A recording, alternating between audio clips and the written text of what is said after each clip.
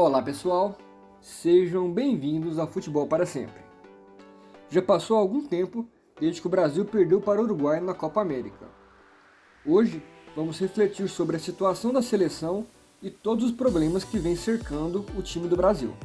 Já se inscreve e deixa o like e vem com a gente entender os problemas do Brasil e se há alguma solução possível para os próximos anos. Antes do jogo contra o Uruguai, grande parte dos torcedores já imaginava o que de fato viria a acontecer, que o Brasil não passaria do Uruguai. Embora o Uruguai seja uma equipe forte, tradicional e é celeiro de bons jogadores há vários anos, o Brasil é a maior seleção do mundo e, em tese, deveria ganhar o jogo sem muitas dificuldades. Mas isso não aconteceu. E aí vem a pergunta: o que deu errado? A resposta para isso não é tão simples. Vários fatores influenciaram e ainda influenciam a seleção brasileira nos últimos anos. O erro não começou no jogo contra o Uruguai, e provavelmente não vai terminar, a não ser que uma mudança drástica aconteça.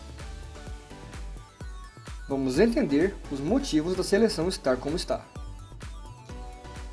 Falta de preparo da CBF. Após a Copa de 2022, Tite deixou a seleção, após um longo e bom trabalho de 6 anos.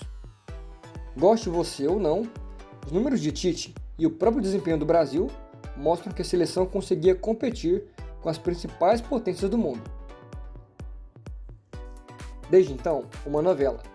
Quem vai assumir a seleção? Ancelotti surgiu como um nome forte e de respeito, mas somente após o fim do seu contrato no Real Madrid. Mesmo sendo um dos maiores treinadores da história, o Brasil perderia um tempo importante de preparação para a Copa do Mundo. Com o trabalho estável no Real Madrid e com a CBF em um momento turbulento, Ancelotti fez o mais sensato e permaneceu em Madrid. E começou outra novela.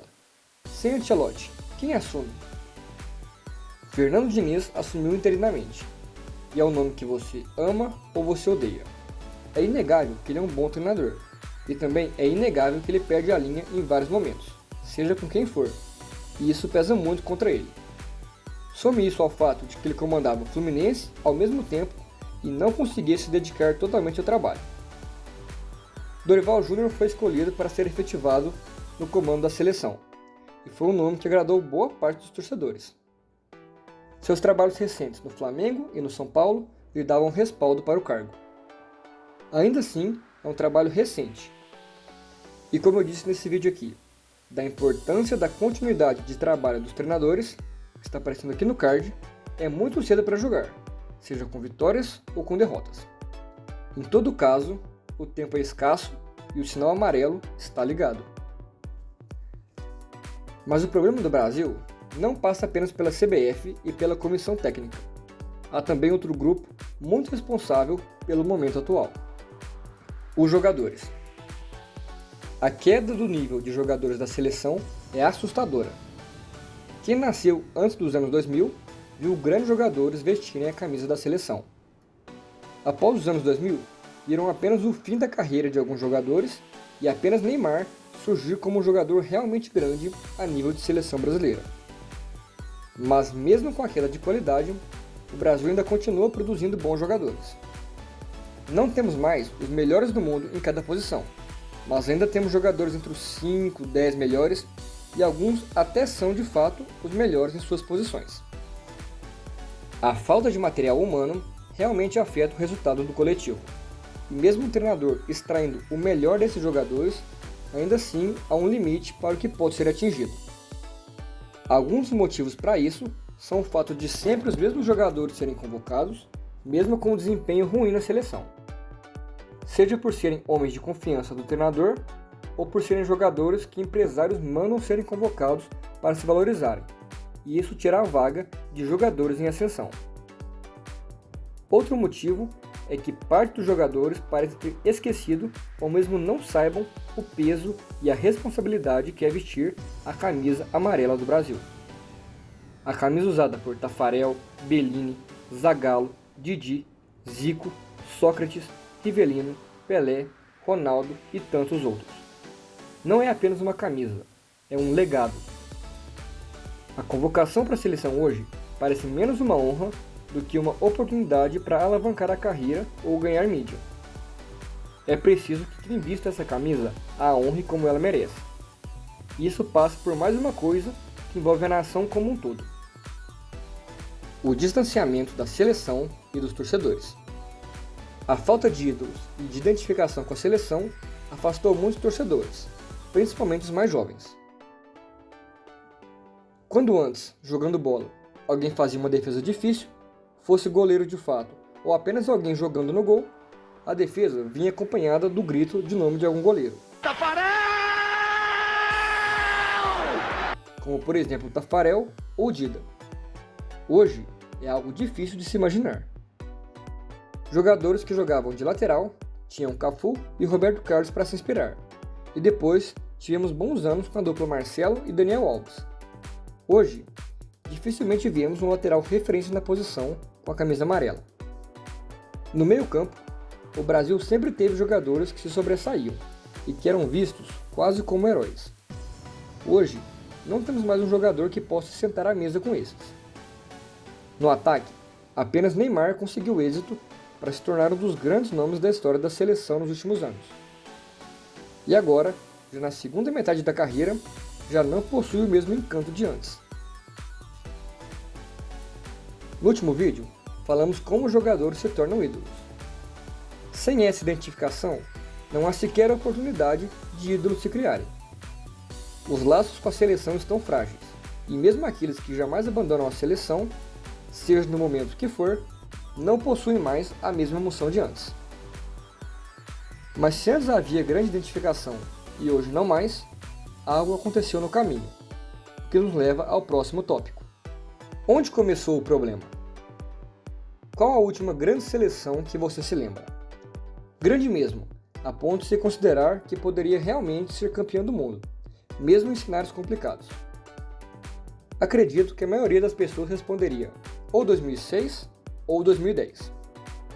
Em 2006, o Brasil era um dos favoritos e perdeu para a França em um jogo que parecia uma final antecipada.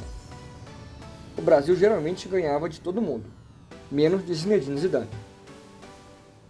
A convocação para a Copa de 2010 também foi boa, com alguns grandes nomes participando, mas a ausência de Neymar e Ganso, que surgiam como duas grandes promessas do futebol mundial, foi duramente criticada.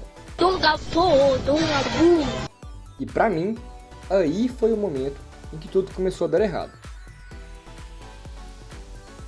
Não por serem Neymar e Ganso, mas pela falta de ousadia que sempre acompanhou a seleção. Se Neymar e Ganso não estavam prontos com pouco mais de 18 anos, então Pelé, décadas atrás e ainda mais novo, também não estaria. É como se ignorassem o passado.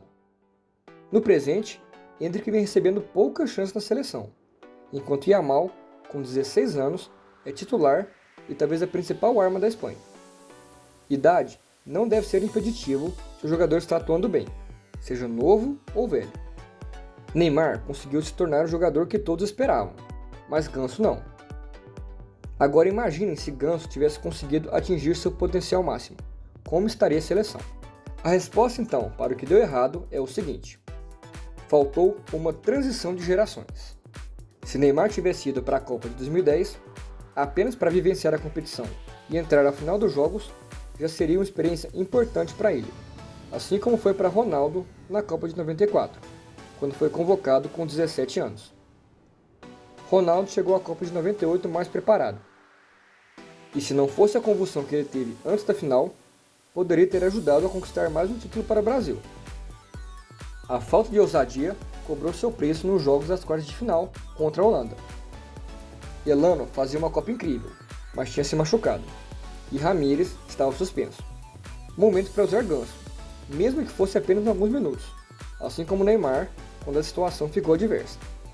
Em 2014, o Brasil tinha Neymar como seu principal líder, e embora fosse sua primeira Copa, foi bem. Poderia ter sido ainda melhor se tivesse uma experiência prévia. De lá para cá, não tivemos uma boa preparação para os próximos jogadores. Não tivemos um mentor, como Romário foi para Ronaldo. Ronaldinho poderia ter sido para Neymar, assim como foi para Messi no Barcelona, mas os dois jogaram apenas 10 partidas juntos. Se é mesmo esse o ponto em que as coisas começaram a dar errado, podemos observar e entender o que aconteceu e tirar algo de bom nisso. A solução para o futuro. O Brasil continua produzindo craques, que cada vez mais cedo estão deixando o Brasil rumo à Europa. Jogando contra os melhores do mundo, o desenvolvimento deles deve ser acelerado. Por outro lado, a maior parte dos torcedores brasileiros não verá jogar regularmente e não se afeiçoará. Levará algum tempo para que eles ganhem a aprovação dos torcedores. Várias vagas estão abertas para a Copa de 2026. O treinador não deve ter medo de convocar os jogadores jovens. Endrick já está sendo preparado. E Estevão talvez seja o maior expoente brasileiro que ainda não recebeu chances na seleção principal, embora já esteja vendido ao Chelsea e esteja dominando o Campeonato Brasileiro. O processo de renovação é contínuo, é preciso fazer mudanças. E é preciso começar logo. E você? O que acha do momento da seleção? Concorda do ponto em que as coisas começaram a dar errado ou discorda? Comenta aí, que esse assunto rende bastante. Não se esqueça do like, se gostou do conteúdo, e de se inscrever no canal, para fazer parte do time de quem torce para a seleção voltar a ser o que era antes. Valeu galera, tamo junto e futebol para sempre!